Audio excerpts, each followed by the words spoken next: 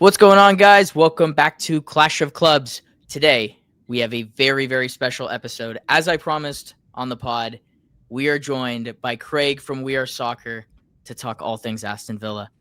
Like I said, you have now become our resident Aston Villa fan. Mila, in support, put on his Matty Cash jersey. Obviously, Grant is here. We'll talk about the Chelsea and Aston Villa game in another video. So I'll start by saying, happy holidays, Merry Christmas. Didn't do that in our actual pod. And I saw that you guys did a very festive podcast yourself to celebrate the holiday season. So if you haven't already checked that video out, please go check out their latest episode.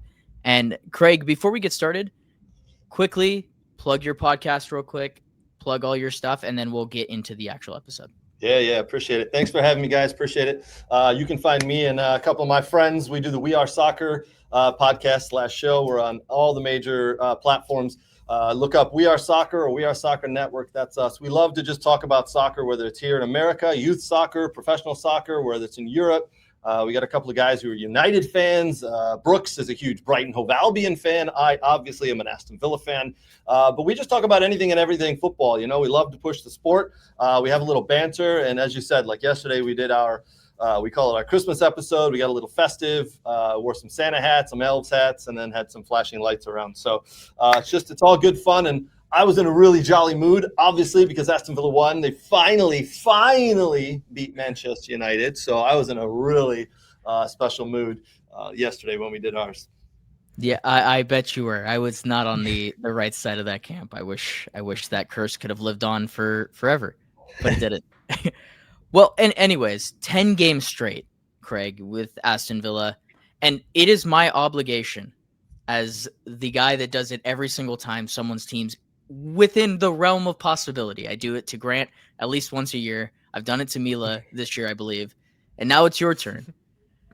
Villa sit in third on 36 points. That is 3 points away from Arsenal in first. So I asked the question, are Villa title challengers? You say 36 points, 3 points off the top. I say 4 points off the safety line of 40. This is how Villa fans have had to look at it for a long time. This is listen, we're not title contenders. I don't think we have a strong enough squad at the moment. We've won 10 games in a row, and in that 10 is 7 games in the Premiership.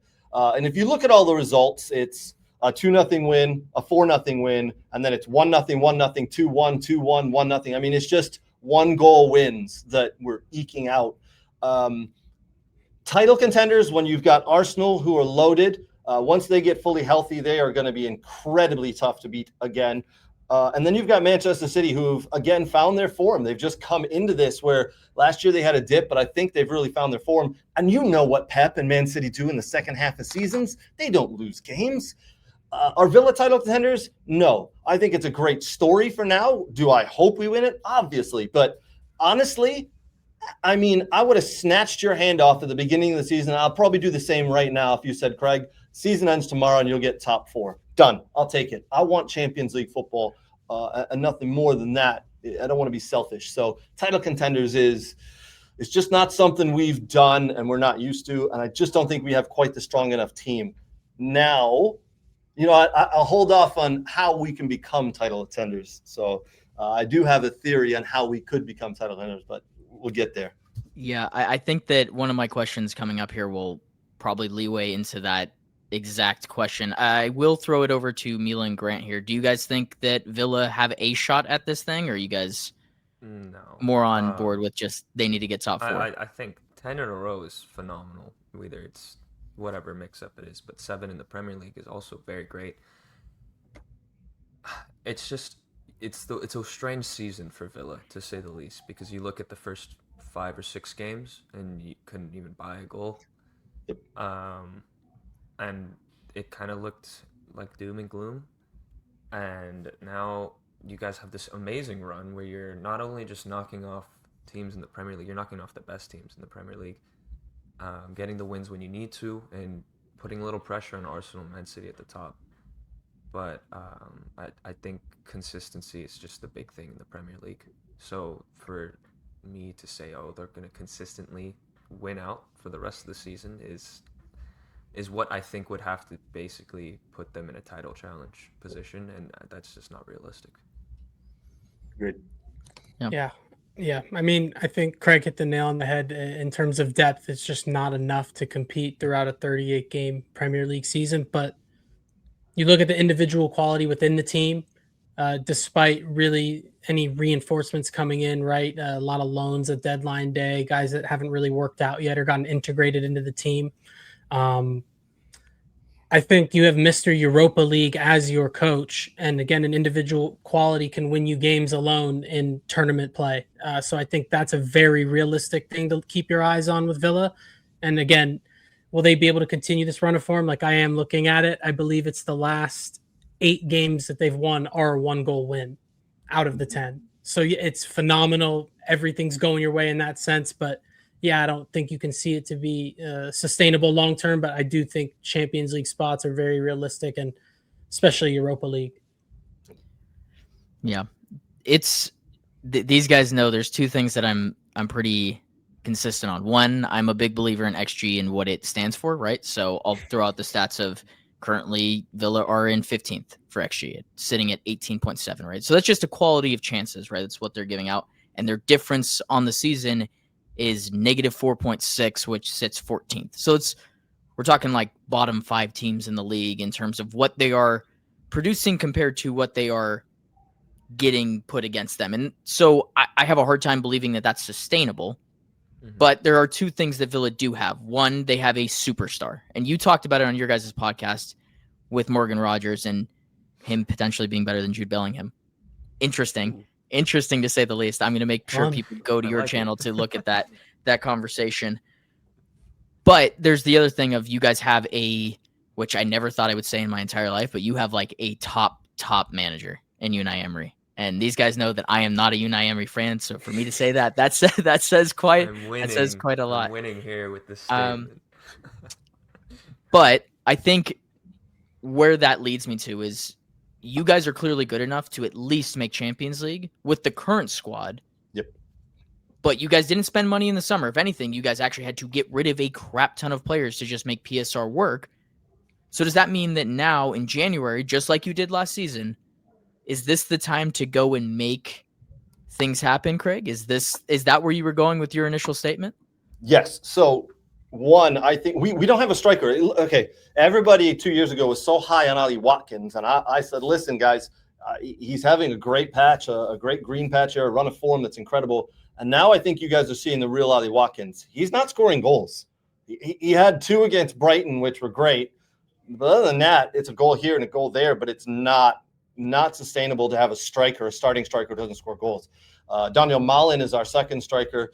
He's a little workhorse. He comes in, he puts in the effort, and he'll score a goal here and a goal there, but it's not consistent. Villa need to go buy a goal scorer, which, as we've seen the top teams in the world do, is almost impossible unless you're willing to shell out 90 million plus.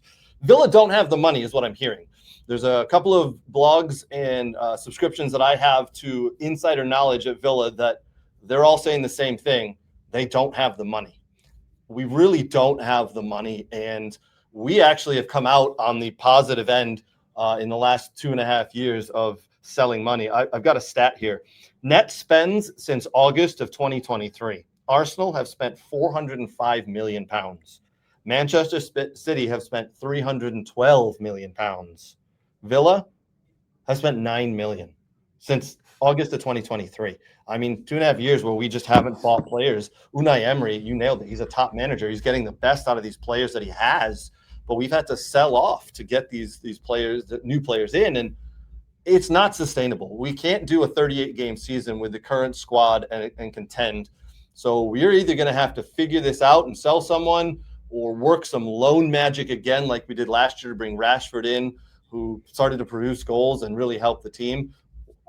I just don't see it happening. That's the only way they become title contenders is if they get a striker, and I just don't see it happening. Do you have a preferred name if you had someone to pick under all these parameters for Villa getting a striker? Do you have anyone that you have your eye on more so? To be honest, no, because I know that we don't have the money. But we're going to have to do what we normally do. When we bought Evan Gassan this summer, an unknown player from the French league, or have to go buy an unknown player or a decent player from the Bundesliga. And that doesn't translate to people playing in the Premiership or scoring goals or doing things in the Premiership, because it is the toughest, the fastest, the hardest, strongest league in the world. So it's a whirlwind joining this league. I don't have a name off the top of my head, because it can't be anybody big. It can't be we're not going to go buy someone for 65 million. I don't think it can get done in January, but I do think Nicholas Jackson is available this summer. Unai Emery's a big fan. He's getting sold. I can see that happening. I think you're right, because we did try for him last summer, but he opted for Bayern Munich, and he's getting minutes at Bayern Munich. I think he would have been starting with us, and I'm not a Nicholas Jackson fan, but you're right. That's a possibility, because it's just a loan move from Chelsea to Bayern, I believe. I'm a huge believer, but didn't work out. Yeah. Go ahead. Is Chris Wood available? I think he's hurt.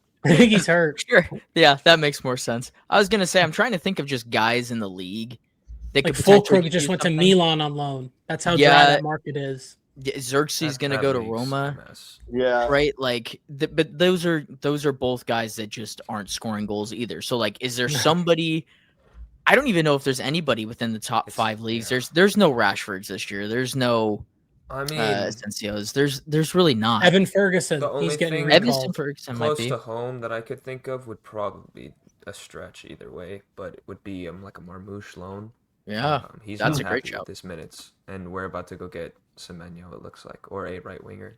But are you willing to give up someone to a title contender, or someone who could be utilized a spot on the table, right? So everybody's very aware of that. You guys tend to do us nice when we when we get in those situations. So this is true. You're very right, though. Yeah, that's a tough conversation. Yeah, and it sucks, because I've had this conversation for the last, I'd say, year now with my dad, and it's like, Ollie Watkins is not the guy, and I can tell you he's not the guy, because he hasn't even been called up in the last couple of England squads, and he did really well at the World Cup and in the Euros. So now he's not getting even called up because he's not performing, and he's not starting in several games. So it's going to be a struggle. The goals are going to dry up pretty soon, because people are figuring out really quickly that, oh wait, it's Morgan Rogers that this team runs everything through, and once they decide to lock him down, who knows where it goes. Yeah, it's a shame the Duran move didn't work out, and obviously he ended up leaving Saudi. Now he's on loan at Fenerbahce, so I can kind of see why it didn't work out. I don't think it was necessarily Villa wanting to get rid of him, but yeah, he showed a lot. I really wanted Chelsea to buy him, but again, I can see why teams are avoiding him. And he's a great example of Villa doing their scouting work, right? Because they bought him for $19 million, 19 million pounds from Chicago Fire, and then they sold him for 75. And sure, it was the Saudis for so it's inflated. Right. But Villa had to sell. They had to sell someone. Yep. Because to comply with PSR, we had to sell, and it's a nightmare. I'm really hoping, and Villa's owners, I said it before and I'll say it again until people actually start listening. Villa's owners, the top 3 or 4 richest in the league, they want to spend money. They want to lose money. They want to just pour money into the club. But the leagues, the Europa League and UEFA and the Premier League just won't let them, which is unfortunate. So if that ever changes, watch out, man, because Villa just going to dump money into players. Yeah, you guys and Newcastle are the 2 biggest casualties to what PSR is currently creating and the issues that are currently being created, because where there is this idea, and we're all fans of Big 6 clubs, like this is where the stigmatism comes from, is the idea that a Villa, a team that, right, you guys were towards the bottom, like what, 4 or 5 years ago. 3 years ago, yeah.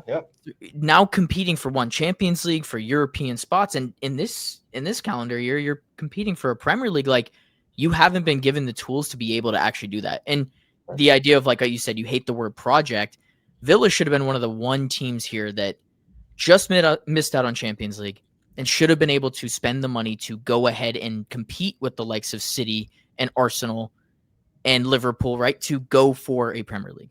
Yeah. I mean, we haven't talked about it in so long, but all the the lawsuit talk, and a lot of that was just City trying to say, hey, you can't just close the door now that we got in and you're not happy with it. So yeah, it's definitely affecting Newcastle and Villa, but hopefully and like that's going to change soon. It doesn't seem like that though. Yeah, I mean, It they had to seems like sell it's going in Ramsey the in the summer opposite still. direction. Like it's Yeah. it's nothing new. I mean, Yeah. Newcastle sold Minte and Anderson last year. They're both thriving at new clubs. They're going to get sold on for more money. Like it is a huge casualty. And yeah, we spend money like it's nothing, right? Like it's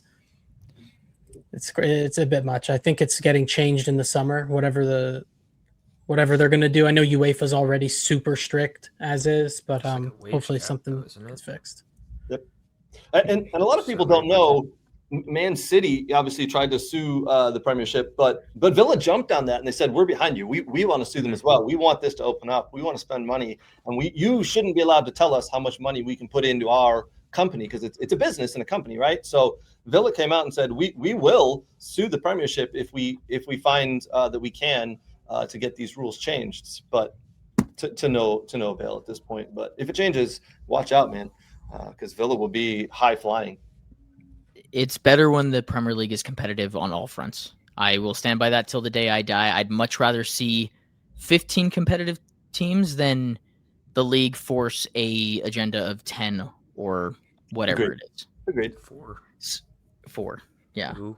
Yeah. Look, United and Spurs reeked of shit for all of last season, and both teams were allowed to spend upwards of hundreds of millions of dollars. And this is coming from a United fan. So if United can do that, why can't the teams that are literally in the spots to do that also do that with rich owners? Like it's not a lack of money. Right. Yep. All right, Craig, I'm going to let you answer the question that is in the bottom here of how good are Aston Villa. That's how we'll end this mini episode. And if you want to hear us talk about the upcoming game at the weekend after Christmas, Chelsea versus Aston Villa, we'll do a preview of that. That'll come out on Thursday or Friday. All right. So how good are Aston Villa? I will tell you right now, based on form, they're the best team in the world. They are the absolute strongest, most composed in any game team in the world. I don't care who you put in front of us. In the last 12 months, it's shown, right? Like PSG won the Champions League. And as you know, they're interviewing and talking, they're thinking back to the Villa game. Like that was the team we didn't want to play. And we're lucky to have gotten through that. We took the European champions to the absolute limit, and we're unlucky not to beat them. We've taken Chelsea, we've taken Arsenal, you name a big team, we've beaten them in the last 12 months. We are right now one of the best teams in the world, but we've also been very lucky injury-wise in the last 12 months. We haven't sustained any bad injuries, knock on wood.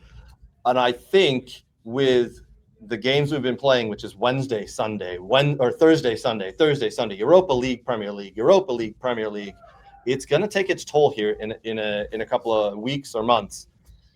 If you want to know how good Aston Villa is, the next week is going to really be a telltale sign, in my opinion, because we got to go to Chelsea, and 3 days later we got to go back to London and play against Arsenal. So if we can get through those games with, I would say, a win and a draw, holy crap, best team in the world, untouchable until the dip starts to happen, but incredible.